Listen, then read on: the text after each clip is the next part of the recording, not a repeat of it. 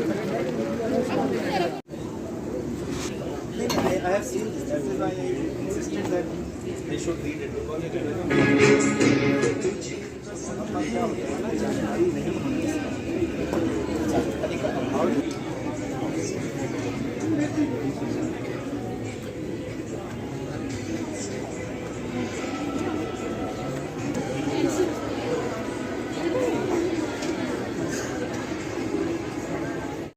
Satu bulan terakhir ini aja gitu. Kalau lain itu, lain के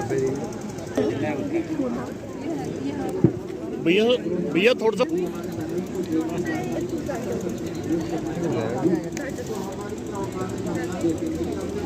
case जो हमारे disbursement हुए हैं और 1600 से 55 बंदों को हमने एम्प्लॉयमेंट दी है डिस्ट्रिक्ट में। तो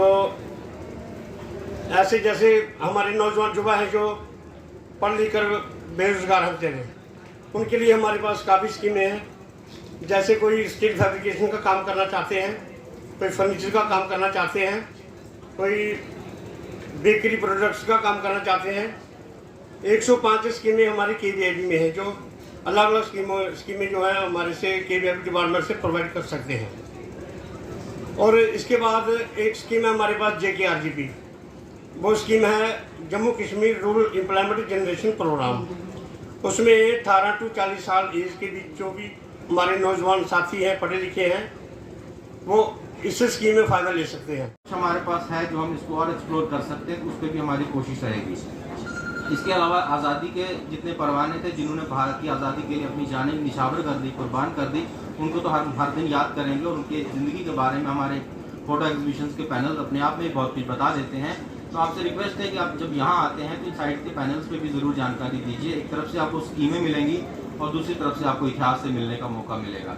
इसके अलावा एक और हमारे पास है कि दूरदर्शन को हम बहुत सारे लोग जानते हैं और बहुत सारी नई जनरेशन शायद कम जानती होगी। एक सीरियल है स्वराज करके, 75 एपिसोड्स का सीरियल है। पूरी तरह से भारत की आज़ादी को उसमें दर्शाने की कोशिश की गई है। तो आप सबसे मेरा ये भी निवेदन रहेगा कि आप स्वराज को एतवार के दिन ज़रूर देखिए और देखिए कि उसमें किस तरह से सच्चियों को पेश किया हुआ है। उसमें कोई भी टर्न एंड ट्विस्ट नहीं है, बिल्कुल सच्चाई को दिखाने की कोशिश की गई है।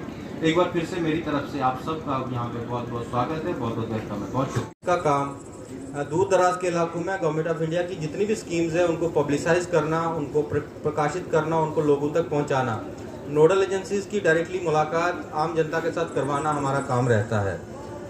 मुझे बड़ी खुशी है कि पिछले कई सालों से तो कर ही रहे थे, लेकिन पिछले कई महीनों से हमने एक स्पेशल फोकस किया था आज़ादी के अमृत महोत्सव को लेकर के और जितनी बाकी एलाइड स्कीम्स हैं, जिसको लेकर के हमने JNK में बहुत सारी एग्जीबिशंस की और बड़ी कामयाब एग्जीबिशंस रही।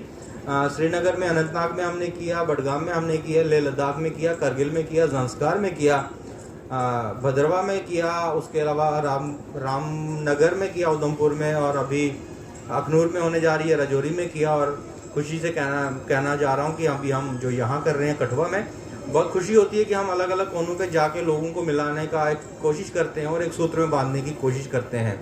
आज़ादी का अमृत महोत्सव अपने आप में अगर देखा जाए तो ऐसा प्रोग्राम है जिसका मकसद ही देश की तमाम जनता को एक सूत्र में पिरोना है।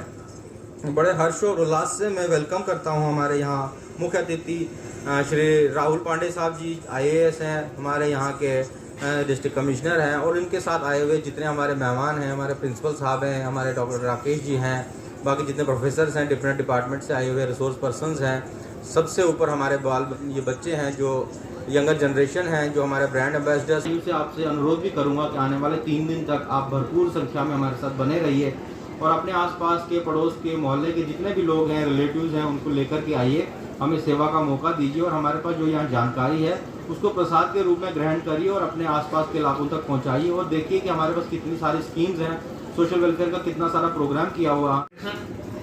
और जितने भी डिस्ट्रिक्ट ऑफिसर्स हमारे KVIB डिपार्टमेंट सेंट्रल जो PMGP स्कीमें हैं हमारी, उसमें अलग अलग तरह की हमारे पास जो डिपार्टमेंट में स्कीमें हैं, तो उसमें से GDC के अध्यापकगण और इस कार्यक्रम की शोभा बढ़ा रहे GDC के सभी छात्र तथा छात्राएं, मीडिया के बंधु। सबसे पहले क्योंकि पहला कार्यक्रम है नववर्ष में जिसमें मैं GDC में भाग ले रहा हूँ, तो मेरी ओर से आपको और आपके सभी परिवारों को नववर्ष की बहुत बहुत शुभकामनाएं।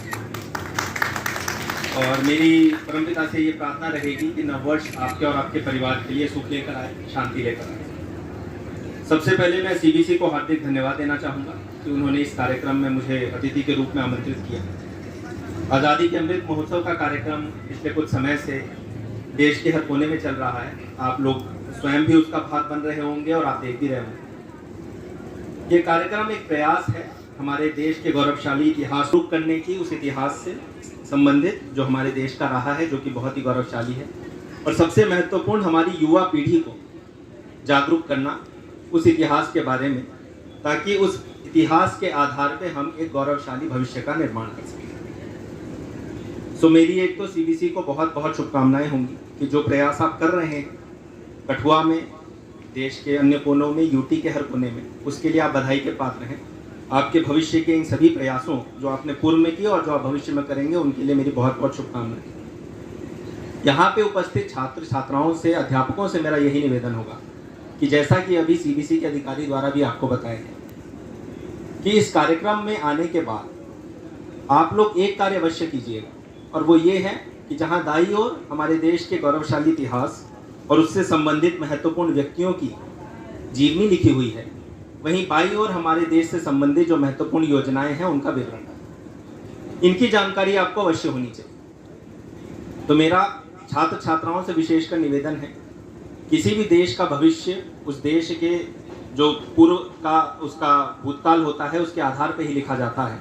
तो आप जितना अपने देश के इतिहास के बारे में अच्छे से जानेंगे, आप जितना उन लोगों के बारे में जानेंगे, जैसा कि शुरुआत में वक्ता ने कहा कि हम सौभाग्यशाली हैं कि हमने स्वतंत्र भारत में जन्म लिया, सांस ले रहे हैं, आप जितना जानेंगे आपको अपने देश को उतना गर्व होगा और आपके मन में उतनी आकांक्षा पैदा होगी अपने देश के बारे में कुछ करने की। तो एक तो मेरा आप सभी युवाओं से ये निवेदन है कि अपने देश के संबंध में जो इतिहास यहाँ पे प्रदर्शित किया गया उसको अवश्य पढ़ें, उसको आत्मसात करें, उससे सीखें, और फिर ये सोचें कि आप आगे आने वाले समय में जब हम 2047 के भारत की बात करते हैं तो ऐसा क्या योगदान कर सकते हैं कि जिससे आगे आने वाली पीढ़ियां आपके संबंध में भी इसी प्रकार की बात कर सकें। इसी प्रकार जो हमारे बाईं ओर हमारे देश से संबंधित योजनाओं का विवरण है, मेरा अध्यापकों से निवेदन होगा, छात्र छात्राओं से निवेदन होगा कि उन योजनाओं के बारे में भी जानें।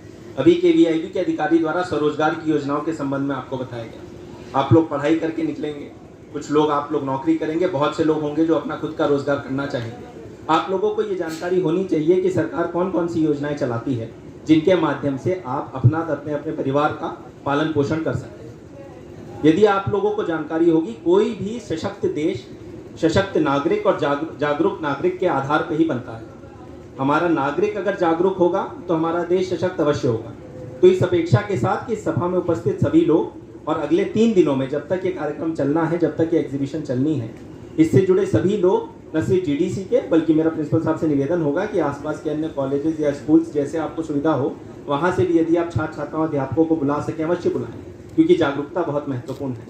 ये संदेश तब तक जाएगा। 26 जनवरी कुछ दिनों में आने वाला है, हम फिर से अपना गणतंत्र दिवस मनाने वाले हैं। हम फिर से उन लोगों को याद करें जिनके कारण आज हम ये वार्तालाप कर रहे हैं। हम तय करें कि हम भविष्य में किस प्रकार के भारत को देखना चाहते हैं, इस दृढ़ निश्चय के साथ कि आप सब लोग उस दिशा में सोचेंगे और निश्चित रूप से हम भविष्य में एक सुदृढ़ और एक सशक्त भारत का निर्माण करेंगे। मेरा आप सभी लोगों को एक बार फिर से बहुत बहुत धन्यवाद कि आपने इस कार्यक्रम में आए, इस कार्यक्रम की शोभा बढ़ाई, और CBC को बहुत बहुत धन्यवाद कि उन्होंने इस कार्यक्रम में मुझे अतिथि के रूप में आमंत्रित किया। बहुत बहुत धन्यवाद।